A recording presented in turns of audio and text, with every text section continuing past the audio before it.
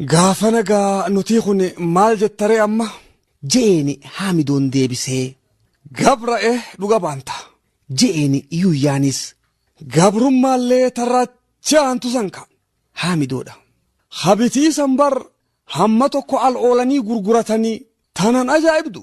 Tan oborraa akka jirtutti lafa isiitii wajjiin booji'anii bitan. Yuuyyaan. Oborraa xiqqoo tanaaf oxaati. Ituun bal'oonoo tanu dura cabxe. Haamidoodha.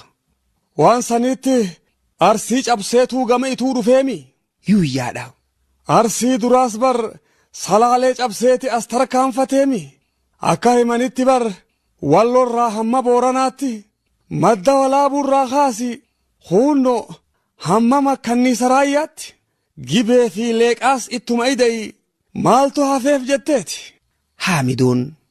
Amma odaa shanan irraa hamtu hafe jetteeti.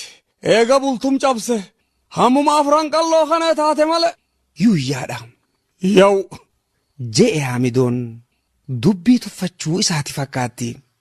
Waan saniittillee akkaan taatu akka maleen taatu eega lafa oromtichaa danuu tanaf booda aanse hammi kun Je'e Yuuyyaanis arraata isaa rarraasee hambisullee yaada Haamidoo qooddachaa.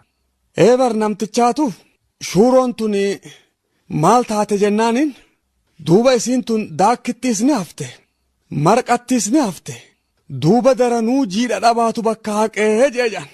Je'e Haamidoon ammaas silaa hidha taate malee silaa dubbiin ammaan dura nurraa haftee jechuu isaati fakkaatti.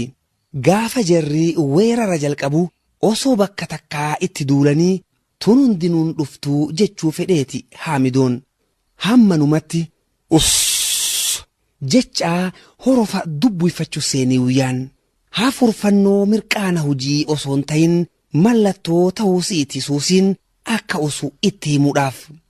Manni dhimmisuu hubatee hoggaa if booda garagalu walda gabree akka nama boowliin mudditeetti hombortaa waliin dhawaa miila fuudhu arkeeti rifate Haamidoonis dubbii akka torbaan dabreetu mudate seehee.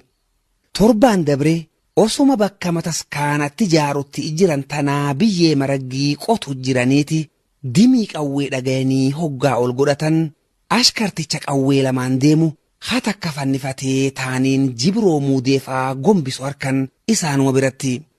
Akka eegas odeeffatanitti torbaan dabre ashkaroonni lama ashiitaa boqqolloo hara waaccachuudhaaf orraa irratti mudhii buleerraa ka'aniiti laga hiyyoo bu'an. Ooyiruu boqqolloo bareedduu qabdu filataniiti suleedhaa fi jibroodhaan ciraa je'anii ifiifis ijaan jara to'achaa ooyiruu keessa osoo yaa'anii abbaa ooyiruu kan ooyiruma isaa hatachuudhaaf suqaarraa ol dhufe arkan. Ashiitaa inni ceekurraa qabu wajjiin cafaqaa maddi baasaniiti jaartii namtichaa ta'ooyiruu maddiidhaa waywaachaa harka facaaftuu garraan tokko jaarsa biratti hafee huun gama isii qaceele qabuudhaaf. Qabamuu daran gudeedamuu isii hubannaan kanuma isa biratti hafe kanatti utaaleeti jaarsi humnaas ni qaba.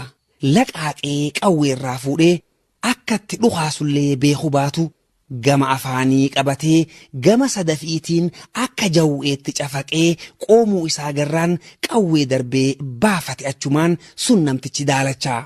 Godaanaa Raaree Laxeedhaati maqaan isaa. Sagaggaaltichinis jaarsi isii hiriyaa isaa qoomee baafachuu garraan jaartii achumatti ajjeeseeti reefa ashkarticha du'ee sulee fi jibroo baadhachiisee ifii qawwee lamaan fannifatee eega mudhii bulee dhufan booda jara gatee awwaalaa je'een Yuuyyaafaadhaan. Dubbii akkasiisantu mudatee seeyaniiti akka jabaa rifatan Haamidoonfaanis ar'a nutti aara bahuun oolan tan jettu yaachifte. Wanni walda gabreen batachuuf ammoo tana osoon tahin waan eega reefuu bakka tattaanii haasawuu turanirraa yaamamanii gama daasaa dacha'an booda isaan mudateetu akka jabaa aarse isaa fi Raas Mokononiis. Waan biraa osoon tahin namticha torbaan dabre gamaa daree biyyoo ergameetu deebi'e.